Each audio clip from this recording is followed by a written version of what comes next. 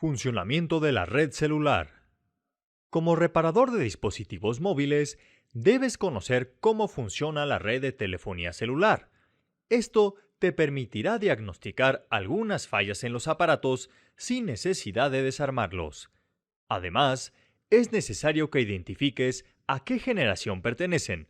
Así, sabrás sus características y limitaciones. De acuerdo a la Unión Internacional de Telecomunicaciones, hasta ahora existen 4 generaciones de tecnología celular.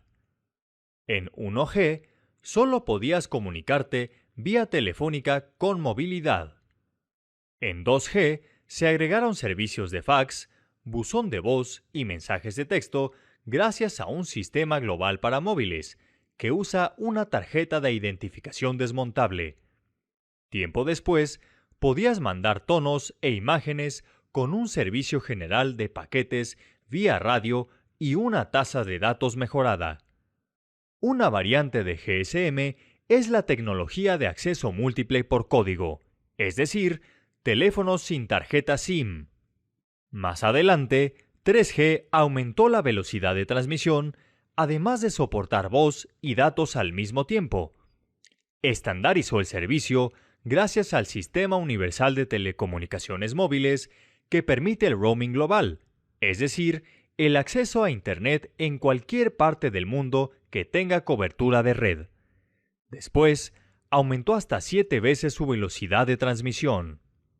Finalmente, la tecnología 4G va entrando poco a poco. Busca mejorar las velocidades de transmisión y permitir videoconferencias en tiempo real, además de mejorar la calidad del servicio. Hoy en día, la mayoría de los celulares que repararás son 3G, pero también te vas a encontrar con equipos 2G o 4G. A partir de 3G, la red se estandarizó y en todo el mundo está compuesta por centrales, estaciones base o radiotorres, y equipos conocidos como terminales, pues son el inicio y el final de una cadena de telecomunicación. Las estaciones base cubren un área hexagonal. Juntas, crean una red conformada por células, de ahí su nombre, red celular. Cuando tú realizas una llamada, el dispositivo envía una señal a la estación base más cercana. Esta la dirige a la central correspondiente. Aquí se busca la estación base en la que está registrado el equipo al que llamas. Ya ubicado, la señal se manda a dicha estación. Por último, esta canaliza la llamada. Siempre que tengas señal en el celular, estás registrado en alguna célula, por lo tanto, podrás hacer y recibir llamadas. En zonas marginadas o montañosas existen huecos no cubiertos por las células. Ahí no habrá señal. En caso de que estés llamando en movimiento, cuando comienzas a salir del área de cobertura de una célula, la torre de la célula a la que te mueves te registra y capta la llamada. Esto ocurre en fracciones de segundo, tan rápido que es imperceptible. Es así que puedes conversar en un auto sin interrupciones. Cuando llamas de celular a un teléfono fijo, la central de equipos móviles canaliza la llamada a una central que maneja equipos fijos. En esta clase aprendiste cómo funciona la red celular, es decir, lo que corresponde a la compañía que da el servicio. En la siguiente, conocerás cómo funcionan los equipos internamente. Componentes de celulares y tablets. Actualmente, los fabricantes de dispositivos móviles ofrecen una gran diversidad de equipos. Cada marca y modelo tiene una estructura interna diferente según sus funciones. Como reparador, debes conocer las características específicas de cada aparato al que le da servicio. La mayoría de los celulares y tablets comparten las mismas funciones. Tienen display amplio tipo touch. Pueden tomar fotografías. Reproducen música y video.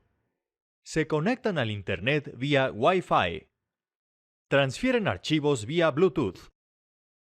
También son similares las aplicaciones: mensajería, reloj, calendario, calculadora, notas, juegos y más. Internamente, un equipo tiene módulos específicos para cada una de sus funciones, al igual que las computadoras, tienen dos componentes. Hardware es la parte física del equipo y software es el sistema que le permite realizar sus tareas.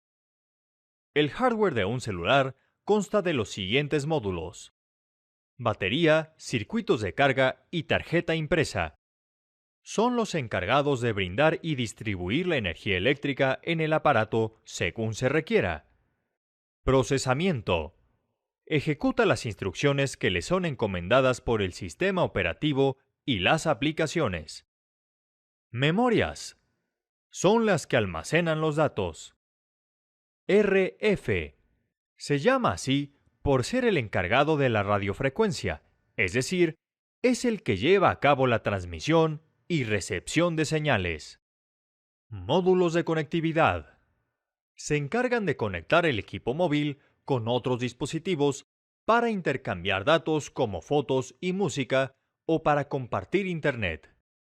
Pueden ser inalámbricos como el Wi-Fi y Bluetooth o alámbricos como el puerto USB. Audio. Es el que controla el micrófono, los auriculares y el altavoz. Display. Es el que controla y convierte información para mostrarla en la pantalla. Sensores. Son los que captan variables como giro, aceleración, iluminación, proximidad, entre otros. El software de un celular consta de los siguientes módulos. Sistema operativo.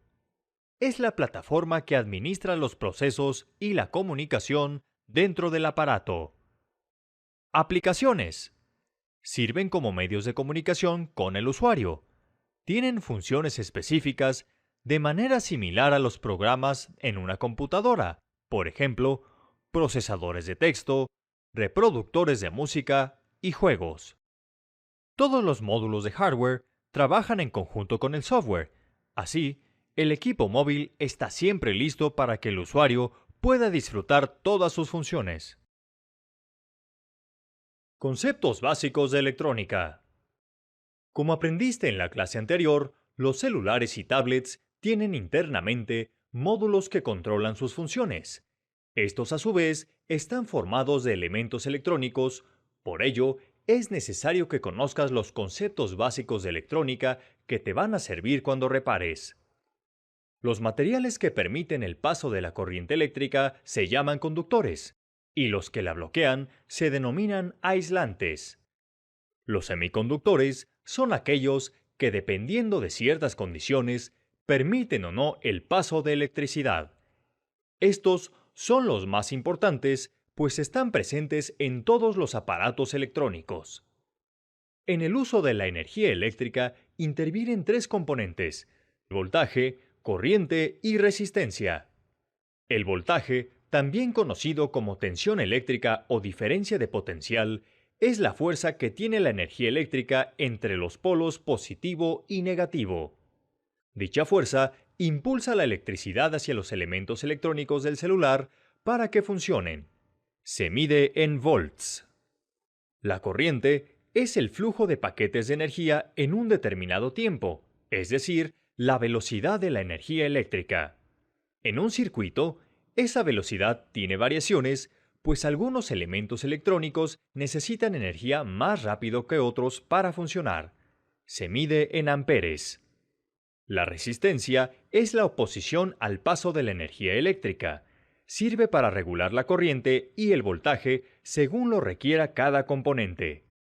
Libera la energía sobrante en forma de calor. Se mide en ohms. Las tres variables anteriores se relacionan mediante la ley de Ohm.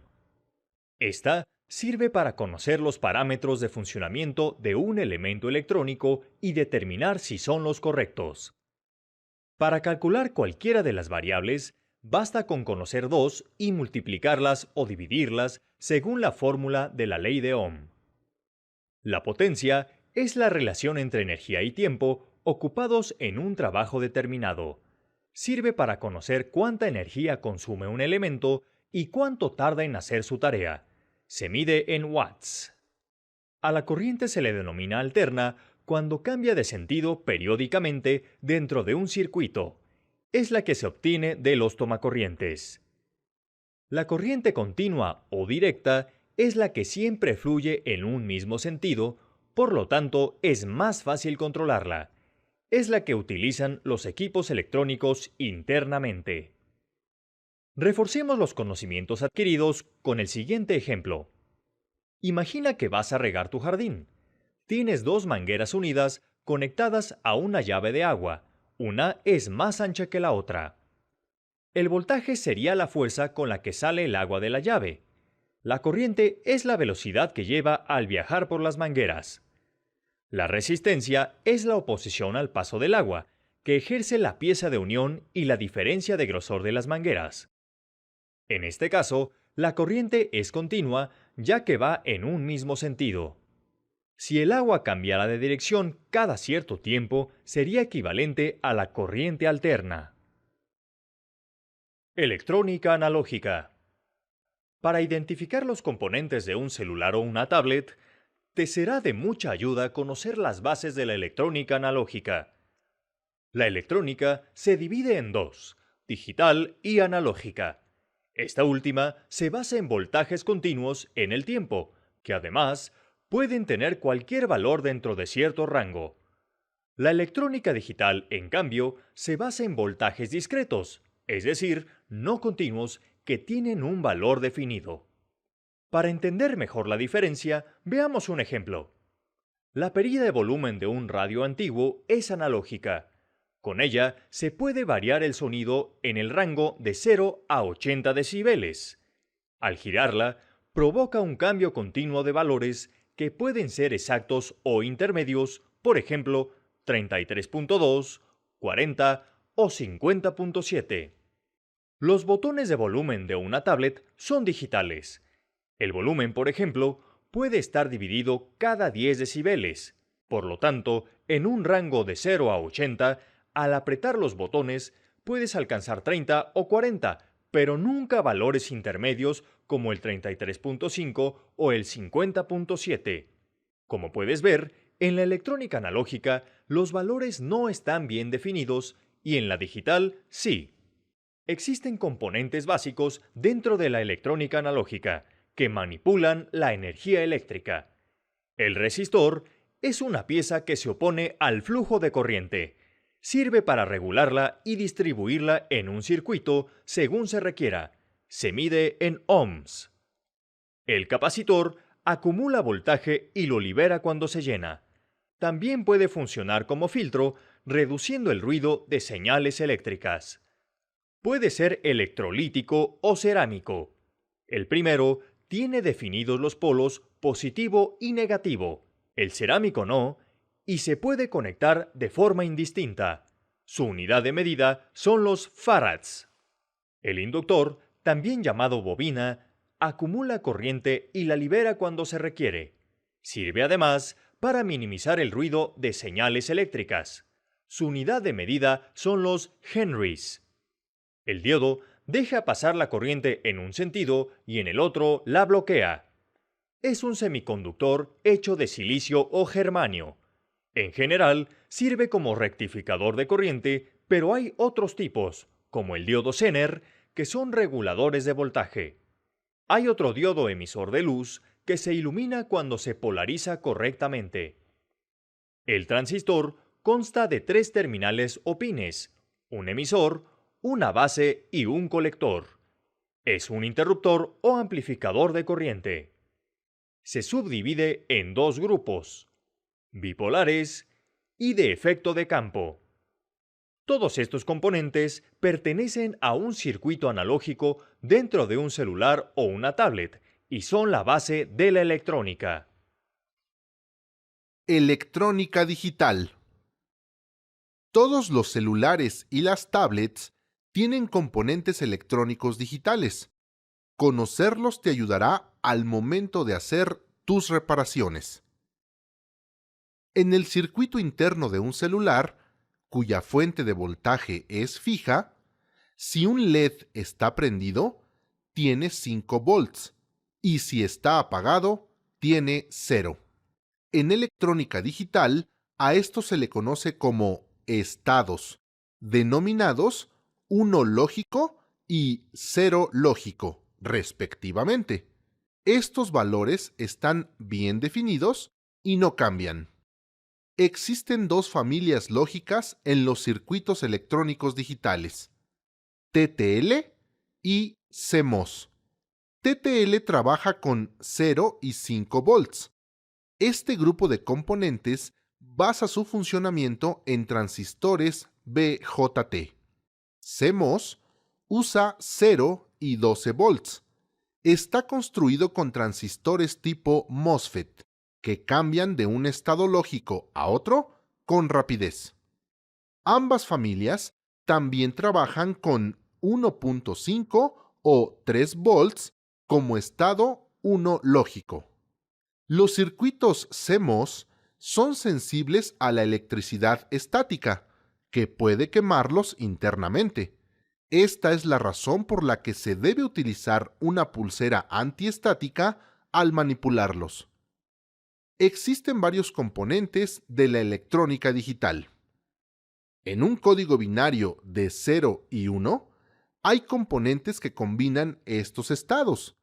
Tal es el caso de las compuertas lógicas, que obtienen una salida específica dependiendo de las entradas. Las principales compuertas son NOT, AND y OR. Internamente están hechas de transistores y son la base de la electrónica digital. Combinando compuertas lógicas, se obtienen los llamados flip-flops, que son circuitos que mantienen un estado lógico. Esto los convierte en las memorias más simples. Hay varios tipos, cada uno tiene diferente respuesta a los estados de entrada. Como los flip-flops son discretos, para funcionar necesitan cambios de estado cada cierto tiempo. Para ello se utiliza un generador de pulsos, que por lo regular es un cristal de cuarzo. Cuando éste se somete a presión, emite una señal periódica, es decir, pulsos de voltaje millones de veces en un segundo.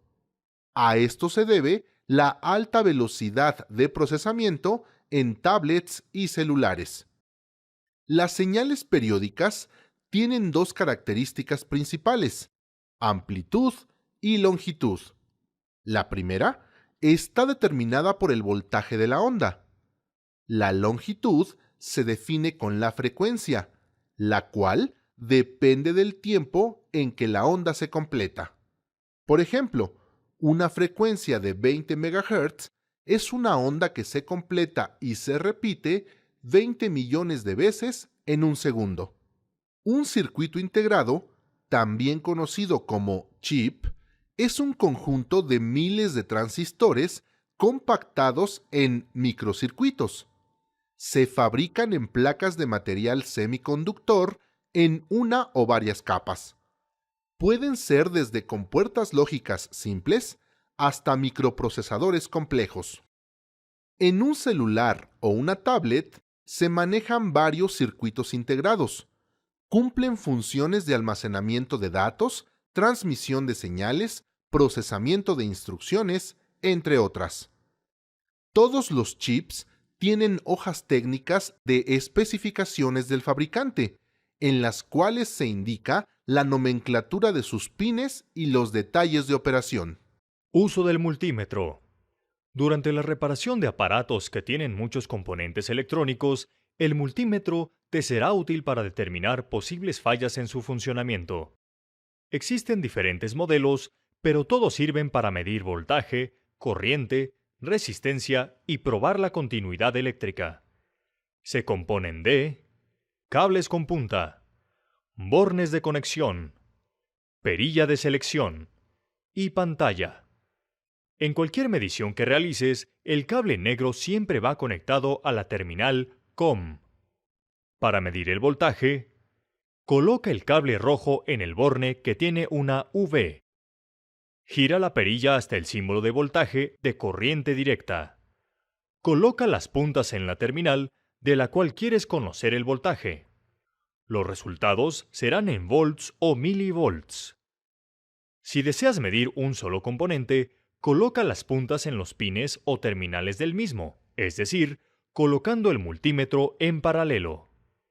Para medir la corriente, el multímetro tiene dos bornes, uno para miliamperes y otro para amperes.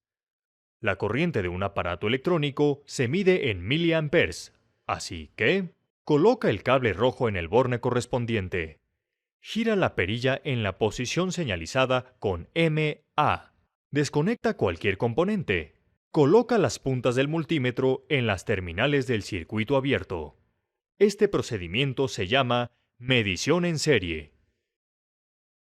Antes de medir la resistencia o comprobar la continuidad, desenergice el circuito. De lo contrario, el multímetro puede dar lecturas equivocadas e incluso descomponerse. Conecta la punta roja en el borne con el símbolo de ohms. Gira la perilla al símbolo de resistencia. Coloca las puntas en el componente o circuito que vas a medir. La medida de la resistencia aparecerá en ohms, kiloohms o megaohms. Para comprobar continuidad, solo cambia la perilla al símbolo tipo timbre. Si el multímetro marca 1 y emite un pitido, significa que hay continuidad. Si marca 0L y no hace ruido, no la hay. En cada medición, sujeta con firmeza las puntas del multímetro y evita tocar las terminales metálicas con tus manos, ya que puedes alterar la medida o dañar un componente.